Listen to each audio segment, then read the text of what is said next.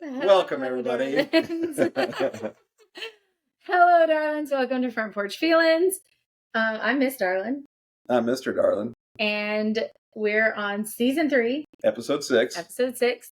And I'm extremely excited about this topic today. And actually, you chose this topic. I did. And tell me why you're excited. Well, I scoffed at it at first. I was like, oh, that's impossible, right?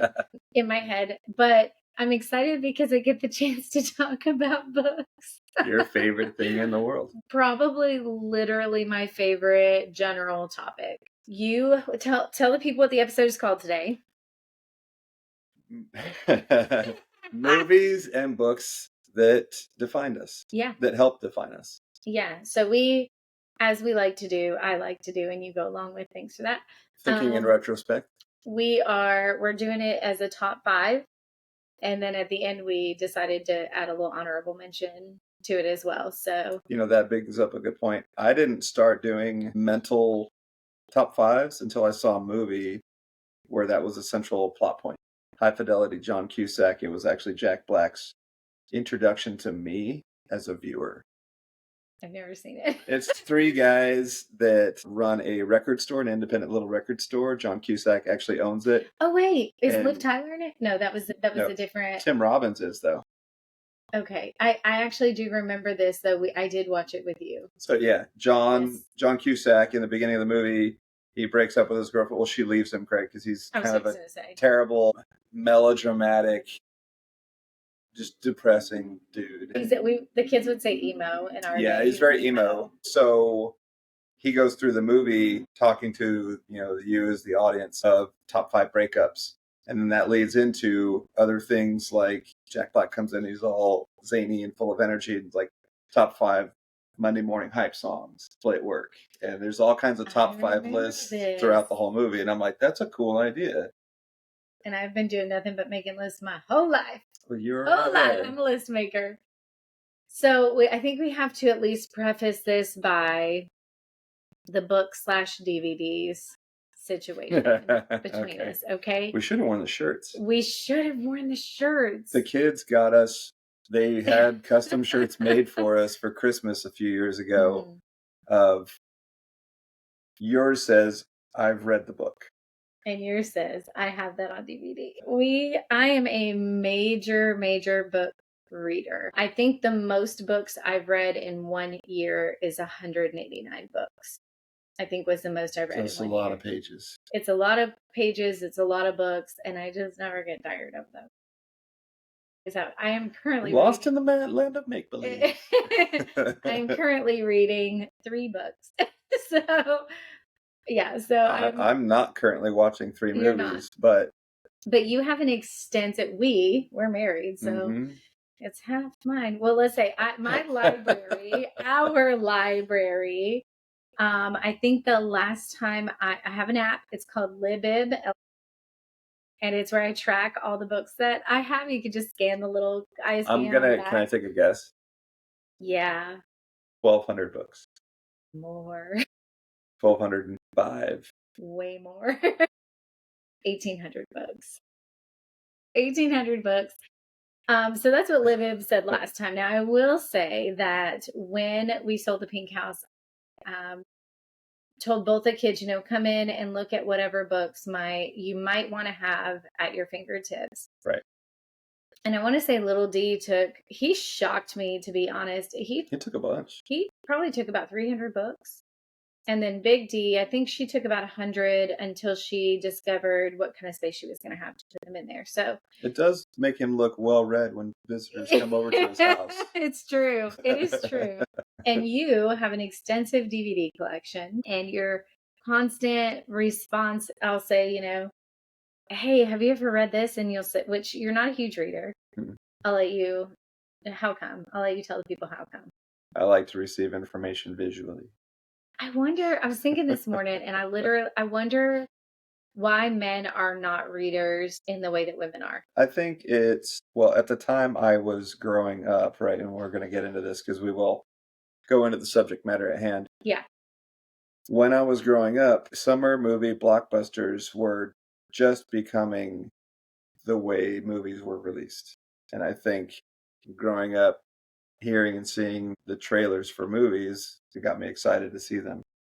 And so it just became I really like that. I want to see it that way. And you never felt that way about books?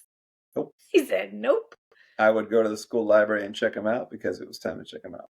But throughout my life, I have read books that have definitely stayed with me. Yes. For sure. You mentioned the title to one earlier, and I'm excited. You have not told me much about this, so I'm excited that I'll get to hear that firsthand as well. I've become more of a movie person throughout our relationship and our marriage. And we have two things that we really like to recommend to people that we do together. Yes. These are great for long distance relationships, which we can have with our children right now and have had with each other in the past. And then honestly, they're also just kind of fresh, interesting, unique sort of ways to spend time together. Yeah, it's kind of like almost the mood for a date night type of thing. But we do it with our kids too. So one of those is Regal Cinema does what's called Monday Mystery Movie Night. And it's once a month. And well, first, let's start with the fact that it's an alliteration. So I'm all up in that. Like, I'm all about it. So it is, listen, we're going to get to that too when we talk about authors and stuff. I mean, our dogs' names, for example. But Regal does, you tell them about Regal and I'll tell them about the other thing. Once a month, Regal does a movie thing where it's a movie that has not been released to theaters yet, and it's $5, so it's just a movie mystery. And what you know ahead of time is the rating and the runtime of the movie. So obviously, if it's rated R, you can make an informed decision of if it's family appropriate or not. Otherwise, it's just $5, and you gamble, right? You just take a shot. Just to take a shot on a movie. And oftentimes, it's usually a movie that hasn't been released yet that will be released to theaters in the next 2 weeks or so. There have been some gems and there have been some weird ones that we would never have watched probably in the first place. Right. But I'm glad we did. And then if you want to create a third category for that, there have been some that were like, when is this over? We've only left one, and it's because anime is just not our jam. Well, not just that, but it was the whole storyline was super strange and weird. And actually, I don't even know if I told you this, but on my last flight back here to Hawaii, I saw that movie as an option, and I was like, maybe I should give it a chance. I did not. And then there was... It was like space vampires. It was weird. And then there was one that our kids in Georgia were seeing it, and then little D sent you a text actually, right, and said, I don't think Mama is going to be okay with this because it was a scary movie. Not only scary, but like super gory and yeah, that's in my wheelhouse. So we missed that one, but otherwise we tend to have a really good time doing this, and it literally is mysterious and interesting, and it gives everybody something to talk about, and it sort of levels this playing field as far as who's choosing and the purpose of choosing it and all of this stuff. It's fresh. Yep. And then we have our movie poster, and it is 100 movies. It's a lottery scratch off style movie poster. So once a week or so, we try to do Mondays. We pick a different tile and we scratch it off. We just scratch the movie icon, which doesn't allude to the movie as far as giving it away too much. It usually has a small picture, which is a reference to the movie. So if you've seen it, the movie Seven was the last one we watched, and there are, was it Latin? It was the Seven Deadly Sins listed in Latin, but really, really, really tiny, and then little red hash marks through each of them. And if you've seen Seven, you know that the red hash marks are part of the movie title. Once we see the title, then we have to guess what do we think it is, and then we scratch it off to see if we're right. Watch it, yeah. Yep. And so I want to say we've done 13 out of the 100, and it's just really fun. So that's a highly recommend for you movie watchers or people that feel like they're in a rut, because there are several of these movies that either you haven't seen. Actually, I don't think there are any that you haven't seen. The Pianist. Yeah. That may be the only one. A couple of them. There was a German foreign film in there that turned out to be really awesome. It was really good. It was really awesome. Never would have picked it. Never, ever would have even found it or have ever heard anything about it. But it was a great movie. And then so he'll be right back, ladies and gents. Don't worry.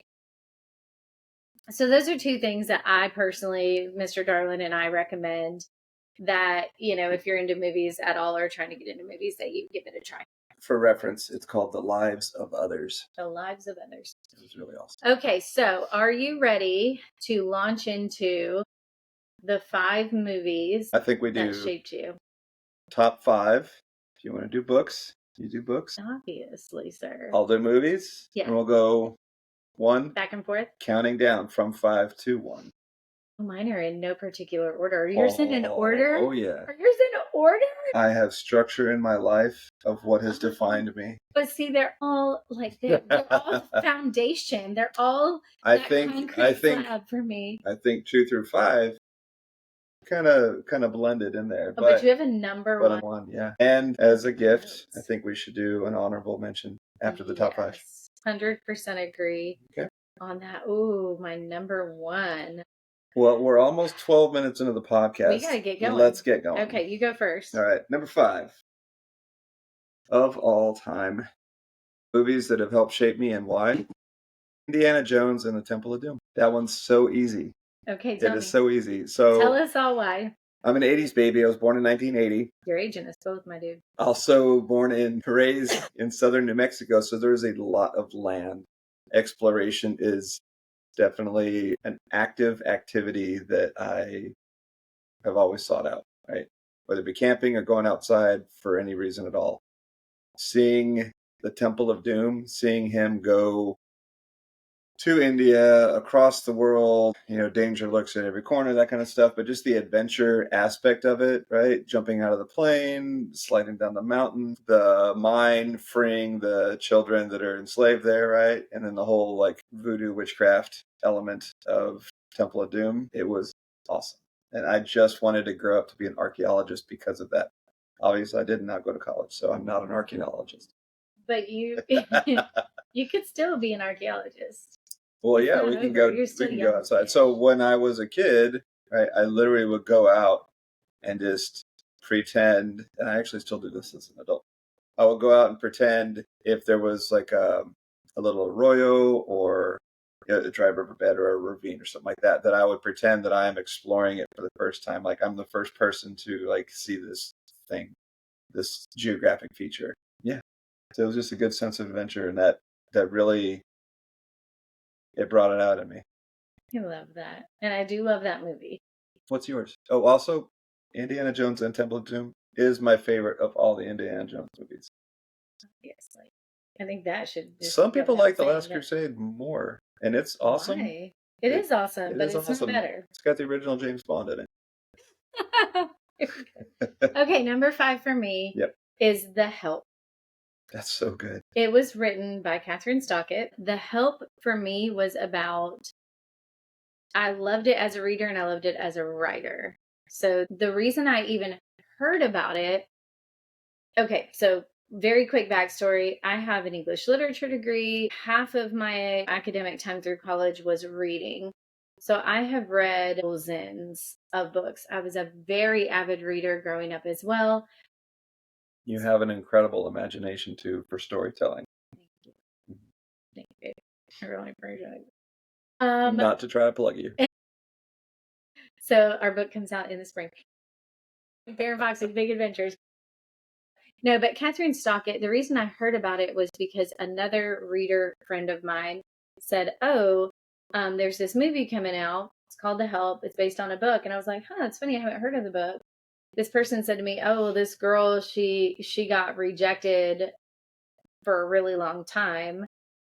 Then, from book editors. Yeah. So then somebody published a book and then they made a movie. And I'm like, I need to know more about this. So I did some digging around. I just refreshed my memory a few minutes ago, but she was actually rejected by 60 literary agents over the course of 3 years before somebody took a chance on her, published her book. It became an instant New York Times bestseller. And she was like an unknown person. Okay. So she was not buying prestige and elbowing her way onto that kind of list. That's a good underdog story. It is. Just the amount of persistence required in it. And the story is brilliant. The Help is in reference to the black maids that worked in this southern town and a writer. All writers love stories and movies about writers. Okay. That's why there are so many, because everybody's a writer at heart. And just the way that they were being overlooked and still being treated poorly, even though their statuses were meant to have been elevated. So I won't get all into the storyline and all of that. But for me as a writer, seeing this person just keep trudging through, and then not only to get published, but to get published, hit a bestsellers list, get a movie deal, really get the story out. I was like, me too, buddy. I'm going to do the same thing. Like there was this. So this goes beyond just the content of the book. It's more about the author and the book. And the book, yes. So as a reader and a writer. And then, the storyline, because I come from an old southern town where most people look one way. And, we were not elite, and it was super poor family. So we would have never had any sort of help and things like that. But there were still those ways that, the more upper class talked to the more lower class. That would have been my people. And it hit home kind of hard. Anyway. All right. You're up. Number 4. Number 4.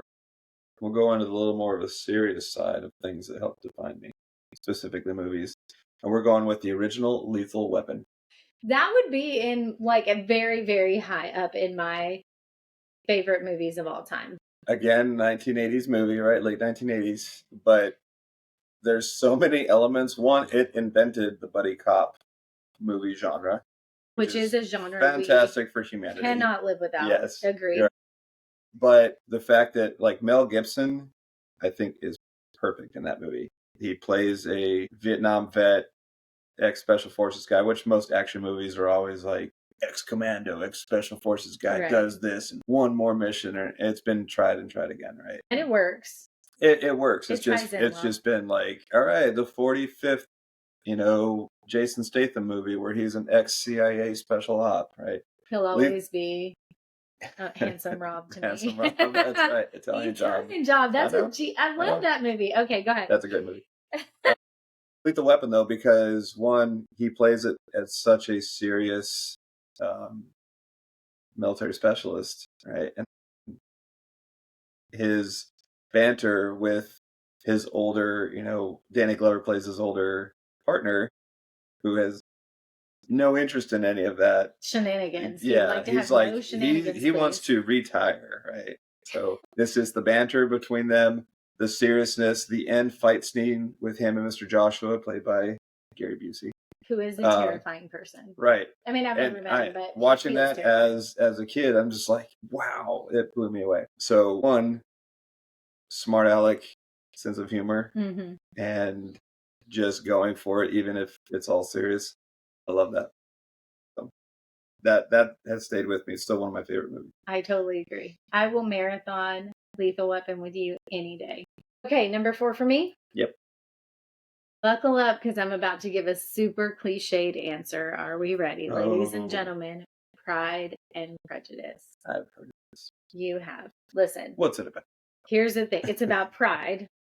And prejudice? How did you know? Okay, listen. Here's the thing. People talk about Pride and Prejudice. Of course, obviously, everybody that has any sort of literary background, educationally or otherwise, we've all read it. They have made Pride and Prejudice and zombies. They've made Bride and Prejudice. They've made,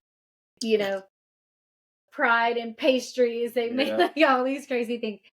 I couldn't even tell you how many remakes of the movie there are. What about the book sticks with you? Yeah, so here's the thing. Even with all of that, I feel like what I took from that book is a little bit different. Elizabeth Bennet is non-conforming. Well, let's just go back to Jane Austen, okay? Jane Austen as the author, you mentioned smart Alex. Mm-hmm. She was witty and sarcastic, and she gave women roles of power, as much power as they could have for the time. She was disliked by a lot of the male authors because she was making women the stars. How dare she? Believable. Ahead of her time. She was definitely, I think she, not only was she ahead of her time, but she made it her time. Yeah. She decided this is how things are going to go. I like that. And then, all the women in this book were strong women. Elizabeth Bennet, because she, refused to kind of conform. She didn't wear a hat. She walked instead of taking a carriage. So when she arrived at someone's home, her boots were a little muddy and the hem of her dress was kind of dirty and her hair was bedraggled. She wasn't a delicate flower. And her father, bless him, he had 5 daughters. He was really funny too. And her mom was super high strung, but her dad was very jovial and just didn't take things too seriously. So for a man, a patriarch of a family like this, to be kind of calm and chill and funny and sarcastic and joking about all of this, that was a big deal as well. The other thing is, I feel like Pride and Prejudice was probably the first quote unquote fancy book that I had ever read. Okay. I read a lot growing up, but I was also not, I was in all the AP English classes and all of that. But I felt like we really read all the regular stuff and we didn't touch banned books. Pride and Prejudice is not a banned book, but most of all the other ones on my list are. But it was, the older style language. It was a little bit more difficult to read and understand. And so I felt as a reader, I had challenged myself. And I got to the end of it and I felt like I was braver and smarter and better for having read it. Good. Kind of felt like I was in a different club now. And it made me feel like when I wanted to pursue English and writing and, I wrote my whole life growing up. I wrote for our newspaper, our community newspaper when I was 14. I was the only junior editor in the whole, or junior writer rather, on the whole paper. So it there was something about getting into that classic literature that made me feel like I could go forward and do something serious in literature. If that's number 4, wow. Your wife is deep. Okay, go ahead. You're on number 3. Number 3, going a little bit darker than Lethal Weapon. Unforgiven. It is my favorite Western of all time. And it will be really, really hard for something to beat it. But Unforgiven. Well, 2 other things did beat it. As a Western, I mean. Oh, I see. Track it. Yeah. Clint Eastwood. I'm a big fan of his. We actually named one of our plants after him. That's right. Its name is Leaveswood. So Western. Clint Eastwood, Morgan Freeman, Gene Hackman. It's such a good basic storytelling. It's very serious throughout the whole thing, but it's just one of those things. One, the scene settings, right? He's a former murderer, criminal, bad dude that found the love of his life, and she cured him of all his wicked ways. And now, by the time the movie starts, he's an old man. She has passed on, but he still loves her. And he's a pig farmer in the middle of, Kansas. Aren't pig farmers normally mobsters? No, this one is just an Old West, homesteader. Are you pleased with me for knowing that, though? Yes. So get any wife points for that? Definitely. Take it to the mattresses. So then he ends up going and getting hired for a job that brings him out of essentially his murder retirement because some men assaulted a woman and her associates have pulled together the money to exact revenge on some cowboys. And so he agrees to it. And then he enlists Morgan Freeman, which was his old partner, who has also moved on from his past life. But they get back into it, and it's not like they're trained assassins. It's not colorful. It's not elegant and slick. It's just very gritty and raw. And there's something about that of the realism of just doing what needs to get done. Just different phases of people's lives, They don't stay like sharpshooters forever. The first time he tries to pick up a pistol in 60 years, he tries to shoot a coffee can and he misses every time. So he gets frustrated and gets his shotgun and just walks right up to the coffee can and blows it away. He goes, there. I like that you said the evolution of the people as they go, because I do think that that's something that it's a little bit easier to achieve in a book, to let people grow into their next stages than it is in a movie, just based on the limited amount of time and space. So that's pretty cool. It's an excellent movie. Super violent. Not for the kids. Oh, good to know. What's yours? Number three is going to be See, these three are kind of, I just want to say again that these are really actually in no particular order. Let's go with Fahrenheit 451. Sounds hot. It is. While this is not a banned book, it is a challenged book, meaning that the Association of Literary, whatever it is, they challenge it on concerns of content and government censorship. First off, no one should be censoring any books. Listen, don't get me started. It's like I don't know, constitutional protected right. I think about some of the movies. I think about some of the websites that are available for people to touch and click on all the time. Yeah.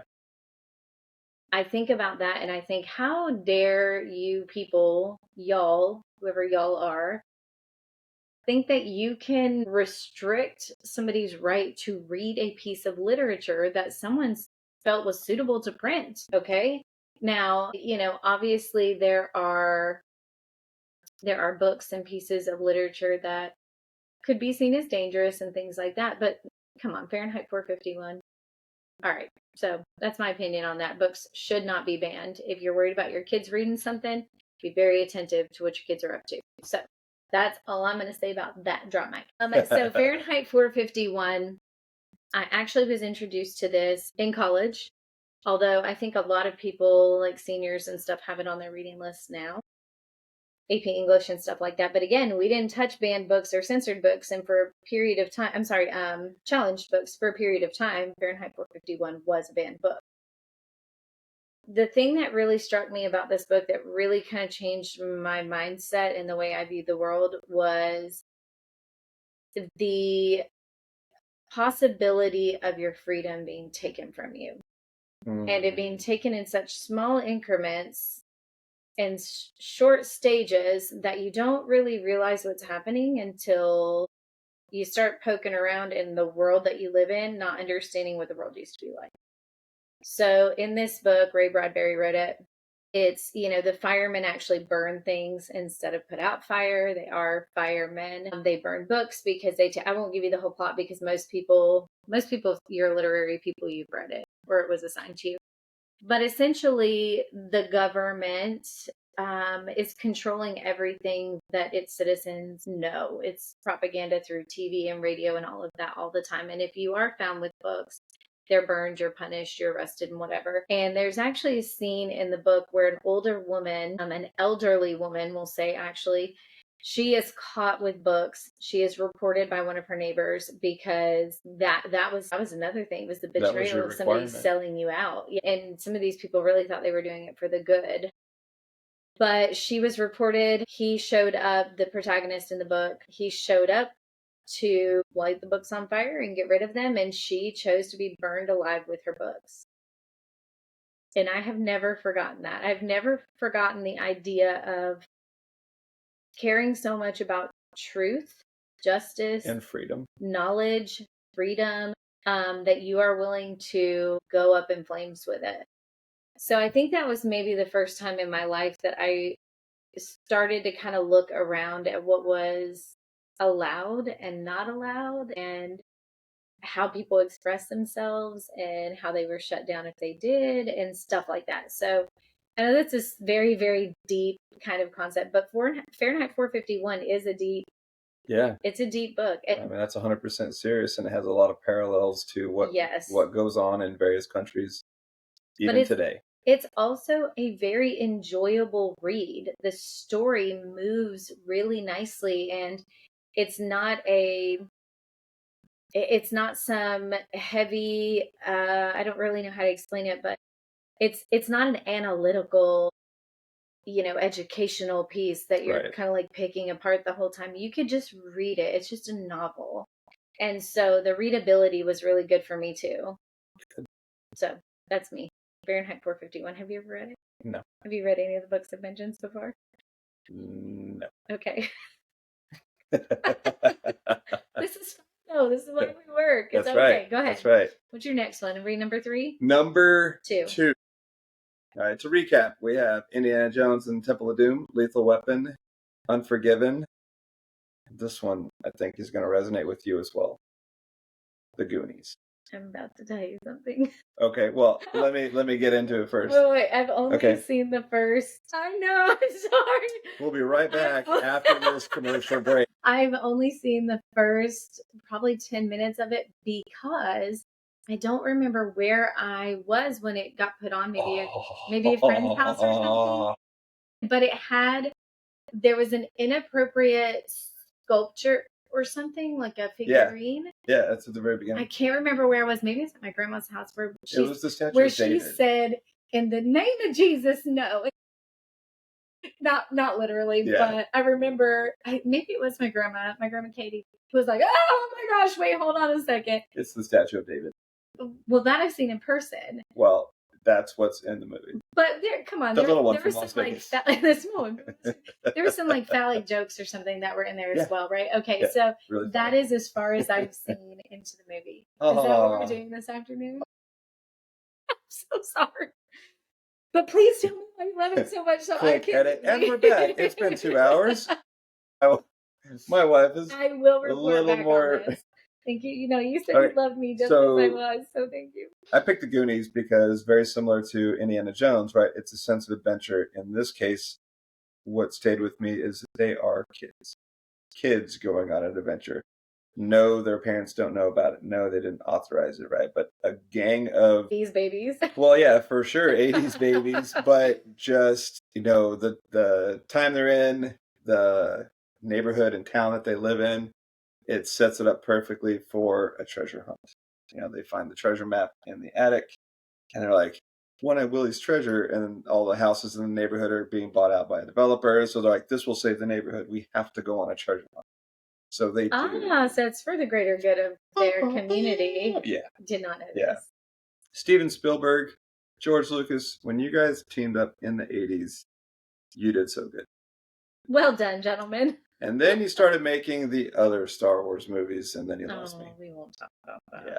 Wow. So, I picked the Goonies, yes. Lots. Coming of age. The coming of age thing, just the sense of adventure, the mystery, the danger. It was so freaking awesome. Love that. That's my number 2. Cannot wait to watch it. I've seen it at least 100 times. Seriously. You've seen it all the times I should have seen it. Yeah. I do know it is an extremely beloved movie, and I don't know why I've never seen it. When the kids were little, I tried to get them to watch it, and they were like, nah. How about both little darlings on Forrest Gump? I tried to get them to watch that, and they were like, meh. That one's got some serious material in there, too. It does. I think great film. Maybe they need to be a little bit older. Just like have a little life under their boots. Okay. What about you? You have a number 2? I do. This is a book that was written in our time by a person not that much older than us, and it is called The Book Thief, and it was written by Marcus Zusak, who is an Aussie. Have you ever stolen a book? Are you a book thief? There's probably a book I forgot to return to the library growing up or something. But then you go back and pay your fine immediately upon recognition of owing a fine. Yes. I've never damaged a book. I would like to pay 50 cents for my bad behavior. I've never damaged a book. I do want to say it's not a banned book in the U.S., but it is a challenged book, and it has been, people have tried very hard to get it removed from like high school libraries and things like that. It is challenged for heavy plot, profanity, and dark tones. Lord forbid. Those are things that I'm like, now I'm interested in reading it. Yes. Okay. So The Book Thief, it is told from the perspective of Death. And Death talks about how, he's not some scary monster. He's just punching in and punching out. Like, he's here to do his job. He doesn't know why people get so upset. He's just here to do some pickups and drop offs. He's the Uber of the, eternal world. I just made that up. It was in my head. It was funnier. There's a country song about something like this. Stop. There's not. I'm not sure if it's Corb Lund, who I'm a big fan of, as you know. I know you are. There's a song out there where he's a cowboy and Death comes and drinks at the same bar after work that he's in. Just doing his job. They have to they have to convince Death to go back to work because he's like, I don't like my job. Yes. And they're like, no, man, like you provide a service, you really have to do what you do. Should. And he's like, I don't want to go. And they're like, you gotta leave. I need to look that up. That sounds hilarious. Okay, so the book Thief, Marcus Zuzak, told from the perspective of Death. He talks about how Death is colors, and some people are sitting up waiting for him, and others he has to kind of coax out. But that's just such a small sliver of what it's about, really, because it's about a little girl. She is the book thief in World War II. It talks about her interactions, and obviously that whole time is a heavy plot, if you will. Ooh. But it's mostly about the children. Okay. And the children's perspectives and how they interact with each other and how they respond. And, they're not toddlers. And it is so hearty and rich in feelings and plots and all of that. I mean, it is an unforgettable book, in my opinion. And it has a twisty twist at the end, which really, truly knocked my socks off. Yeah. So the story itself is, I think, a masterpiece. I really do. In addition to that, though, and I was talking with you about this before we went on, I hosted a book club in Italy with the homeschool group. I homeschooled the little Darlins for several years so we could travel and do all of that. And so amongst their group, I hosted a homeschool book club. And this was one of the books that I assigned as reading. Now, I checked with their parents ahead of time. Everybody was okay with it. We were living in Europe at the time, so it kind of had very close to Germany. You could drive to Germany from where we lived. So it had that kind of geographical connection as well. And the way that these kids, 11 to 14-ish, were impacted by this book. One of the girls came to me and said, Miss Cat, I need you to tell me how the book ends, because I cannot sleep at night. I can't put it down.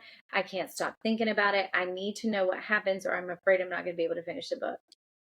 So she was probably 3/4 of the way through the book. And I said, okay, I'll tell you. And I told her what happened. And she said, okay, now I can digest that and understand that. And then was able to finish the book.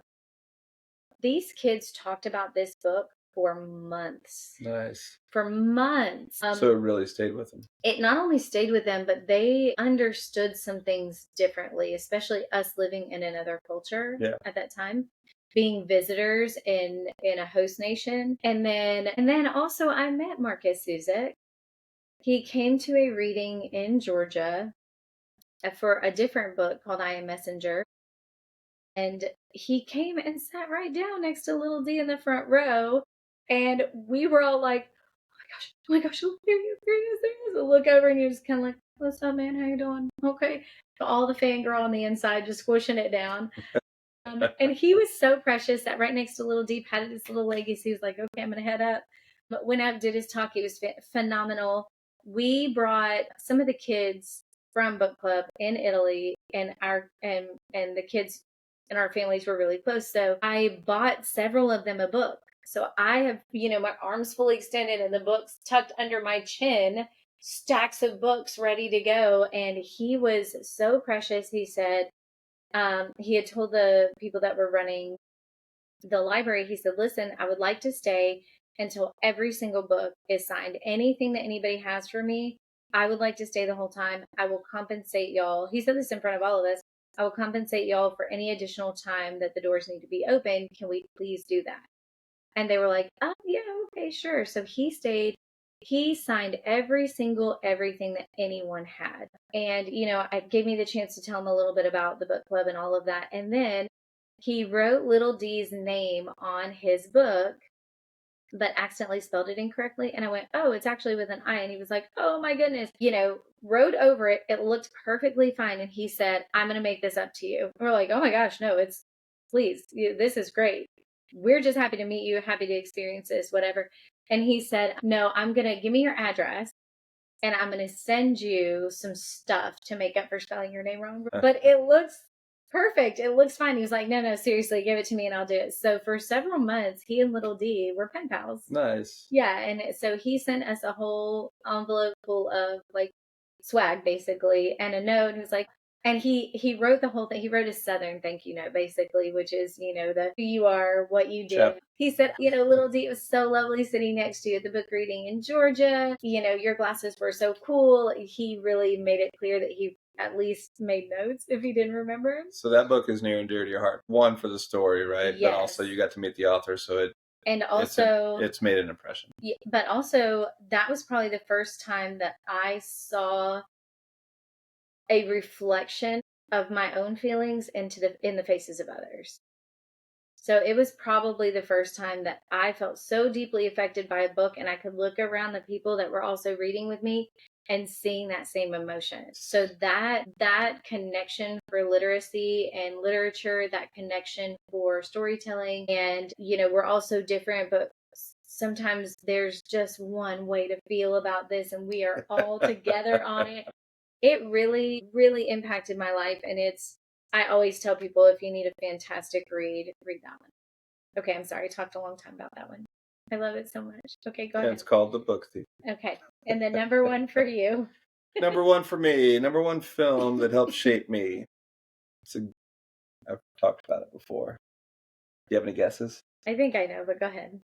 No, guess. No, I don't want to guess wrong. Rambo First Blood Part 2. Oh, okay. So First Blood Part 2. I was going to guess a Rambo movie, and I almost named the stuffed dog you gave me for my birthday, Valentine's Day. I almost named him Rambo. We named him Lowrider instead and call him Rider. But yeah. I did think of another name for him. Alliteration. Okay. We're going to put a pin in that. Rambo, go. First Blood Part 2. That movie, the rescue mission, the military aspect of it, that was probably the biggest driver for me to want to grow up and join the military. I knew I wanted to join the military when I was in 7th grade. Because of the movie or because you wanted to get out? Namely because of the movie and associated movies of the time, right? Predator, Commando, that kind of stuff. The other Rambo movies as well. But the First Blood Part 2 is so action-packed. That was one of the things, even President Reagan at the time said the Rambo movies make a lot of sense. Really? And it was so it came out in 86, I think. It was actually a foundational driver. There had been congressional requests from family members of missing in action soldiers from the Vietnam War to go back to Vietnam to look for their remains of the people that have just never been found. So the petitions have been going on since the 70s, since we left Vietnam, right, in 75. But this came out, and that was all of a sudden money was found to actually go get people to go search for POWs. Suddenly some funds became available. Yeah. See. So it came out at a time where it was just like super America, and he's also BA. Right? Yeah. So that's, bad apples. 52 creative ways to kill Russian commandos as well. It's like other bad guys. Yeah. It was awesome. So I knew from then on, boom, I know what I want to do. My career choice, it's no longer archaeologist or veterinarian. Yeah. The other vet. Yeah, the other vet. Love that. So that's mine. What is your number one book that helped shape you? My number one, To Kill a Mockingbird by Harper Lee. Kapow. To Kill a Mockingbird. It is a banned book. Let's see. I wrote down why it is banned. It has been banned since the year it was published. Which was?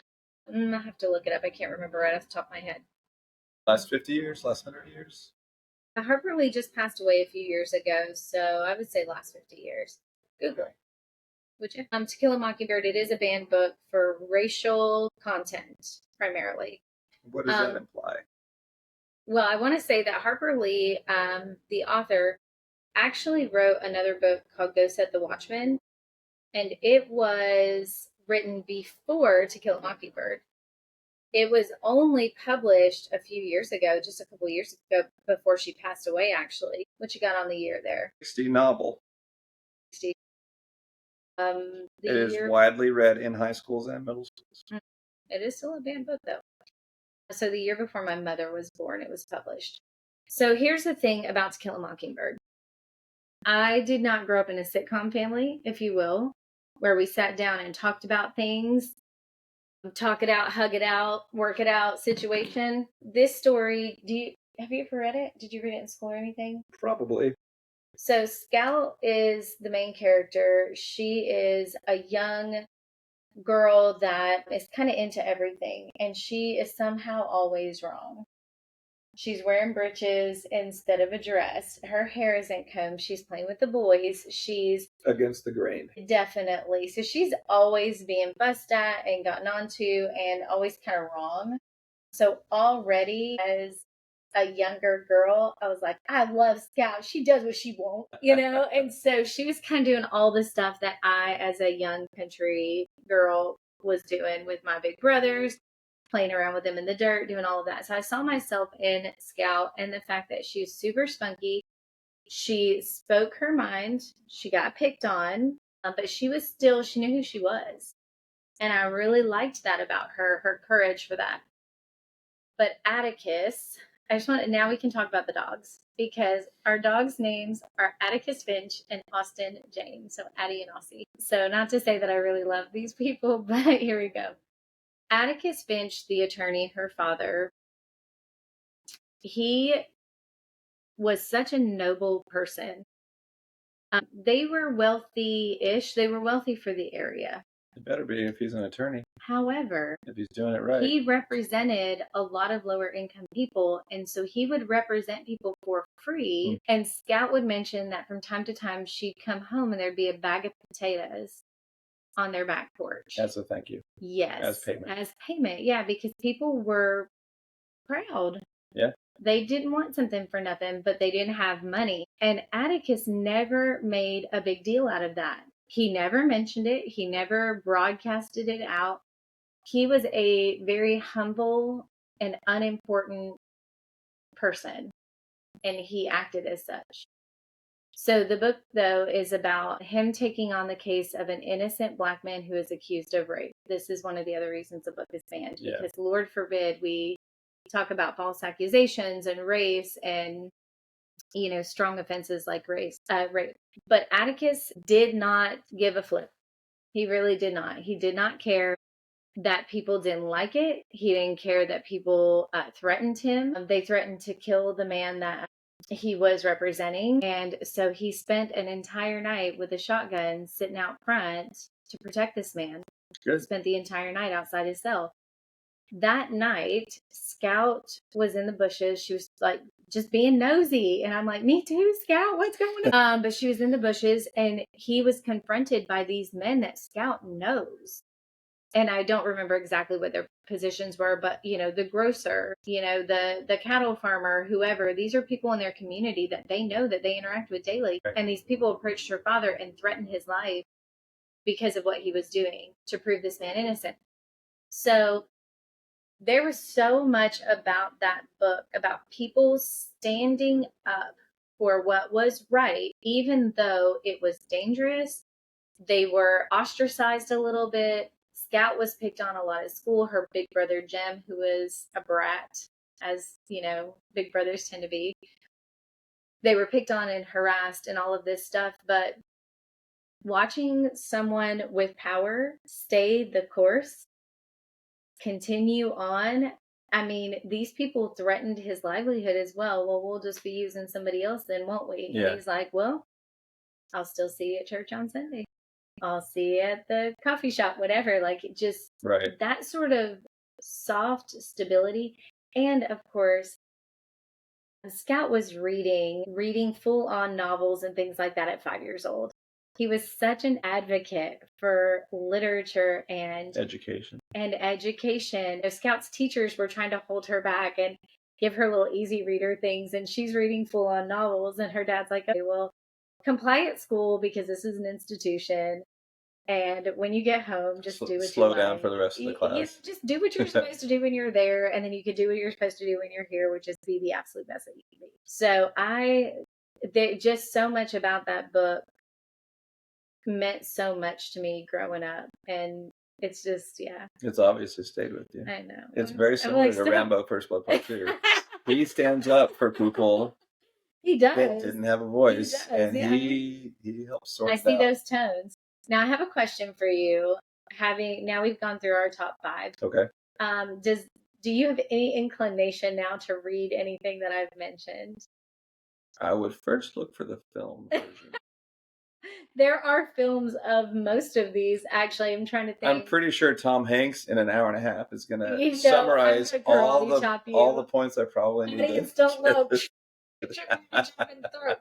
a small amount of spousal abuse over here, but for a very good reason. We did say we were going to give an honorable mention. Okay. Do you want to give yours first? Let's give yours first. I thought somebody just hollered, "Hey, Mama," and I was like, "Yes." Oh, sad. Okay, nobody here is gonna holler, "Hey, Mama," to me. That's okay. Oh, so I'll give you mine. That way you have time to explain yours. No, I'm ready. Okay, go ahead. Calm down. What do you got? Okay, The Martian. Ooh. By Andy Weir. The Martian. The movie is terrible. Don't get me started. So The Martian shocked me because it has some bad words in it, okay? And the like level 4, level 5 ones. Yeah. I had read a book that someone had recommended to me called Monuments Men. They did make a movie out of that. I did enjoy the movie more than the book, to be honest, because the book to me, while the purpose of it, the content of it was really brilliant, it was so dry and I felt extremely bored the whole time I was reading it. I was like pushing myself to get through it. And I can't explain why. When someone recommended The Martian to me and said, "Oh, he's a botanist that gets stuck on Mars, but there's a lot of science, a lot of tech in it," I was like, "Please don't let this be Monuments Men Part 2. I was like, well, okay, I'll give it a try. Because if you recommend a book to me, I absolutely will read it, whether I like it or not. I will read it. I want to be connected to people that way. Okay. So The Martian, though, it blew me away. It didn't like change who I am as a person. It didn't mold me or anything like that. It's such a great story. It is such a great story. It is so smart. It's clever. It does have a ton of science in it, but it has a lot of humor in it. The protagonist is so positive in some ways. There's perseverance in this book, like you so seldom see. I mean, he went through it. Yeah. And so when people say, "Oh, I don't really like to read," I said, "Can I please recommend a book for you?" Yeah. If I can recommend a book to you and you don't like it and you don't like to read after, okay, I'll leave you alone. But can I at least try and put you in the right vein? You actually bought that book for me. It was the first one you bought for me. And you gave it to me within 2 weeks of us meeting. Yes, I think I gave you my own copy as well, and then replaced it later because I can't live my life without copies. So now we have 2. Yeah, we had not met. Maybe 2 weeks earlier we had met, so we had not met, too much prior. I deployed to Africa, and then I read it cover to cover. We would go on these long walks around the neighborhood with the dogs or by ourselves and just stretch our legs and get fresh air and all of that. And we talked we knew right from that very beginning that you were a movies guy and I was a book guy. Right. And so we were both willing to connect to each other that way. Like, I'll watch the movie, I'll give you a book. And yeah, you read it when you deployed and you really liked it, right? It's awesome. Yeah. Yep. Yeah. So one of the last books I read. It was 4 years ago. 5 years ago. Almost 5. Oh, yeah, 5 years ago. Wow. We'll mention. Yeah. I have 2. 1 book, 1 movie. Oh my gosh, we've talked almost an hour. All right. Movie. Tell me. The Fellowship of the Ring. Lord of the Rings, Part 1. Thank you. And the book, obviously. Well, no, I have something else for the book. Fellowship of the Ring, I actually saw that when I saw a bootleg copy of it when I was in Afghanistan. So this is 2002, beginning of 2002. I knew the movie was coming out. I had not read the books. I did not know anything besides the Hobbit cartoon from when I was a kid. So I didn't even know there was ever a cartoon. Just the books. It was just the books for me. We also own that one. We have that on DVD. We have that on DVD. We have I used to have it on VHS. We have 2 sets of the books as well. So cheers to us covering all the bases. So Lord of the Rings, great epic storytelling. Peter Jackson, that is your opus. The introduction to all the characters and stuff, and not knowing the source material besides the Hobbit cartoon, right? I thought it was going to retell the Hobbit cartoon story, and I was so wrong, right? But I also didn't know that it was going to be a trilogy because the book series was a trilogy. I thought, well, this movie is 4 hours long. Well, they'll summarize everything I need to know, right? And then so I got really, really into it, and then it just stops.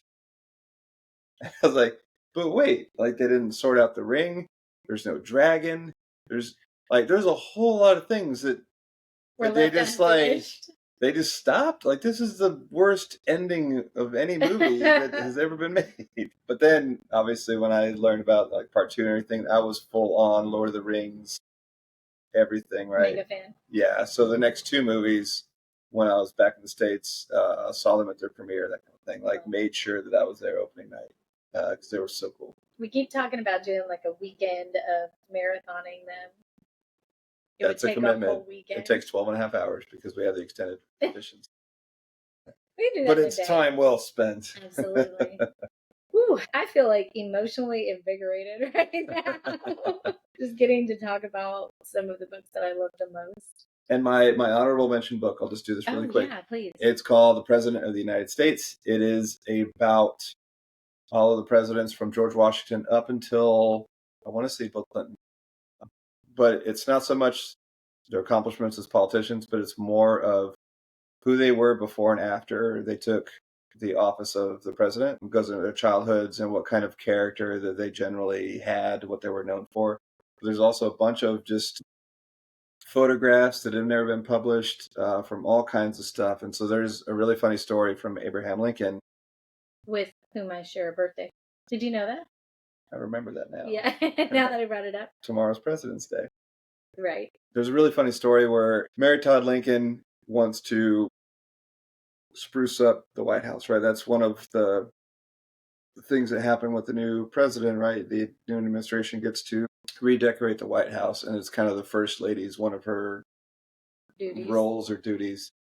So in order to do that, right, executive department gets funds from Congress. Congress has to approve budgets. So they gave her X amount of dollars, like let's say $2,000, and she decorates, and again, this time is during the Civil War, so mid 1860s, early 1860s. The funds that they allocated were enough for her to do all this, except it didn't cover the cost of any drapes from what she had budgeted for. Oh. So she asked President Lincoln to ask Congress for an additional like $2,000 to cover new drapes, because it was raggedy, the White House was in shambles, that kind of stuff. So she's trying to really make it a good, like, obvious symbol of the nation. Right.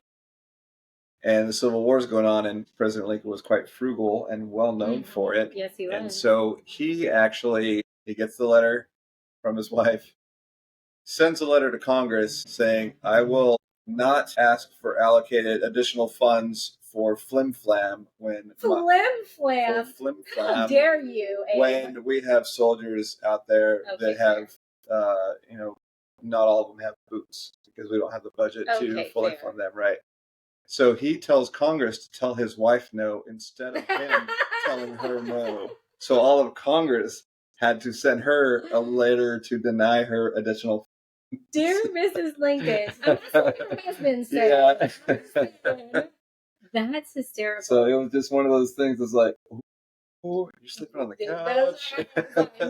Sweetie, it wasn't me. Congress said no. Right. So it was just. I wish I could. So it was an interesting story. I know you want them in chartreuse, but there's nothing I could do. Yeah. I actually just did a quick look for them. That's what I have my phone for, and there are a million books with a similar title. So you'll have to. I'll find it. Yeah. I actually loaned it out to a couple people. Yeah. And some engineers I worked with back in Georgia. At some point, I loaned it to a coworker and it just never came back. But it's still hurts me. Still a good one.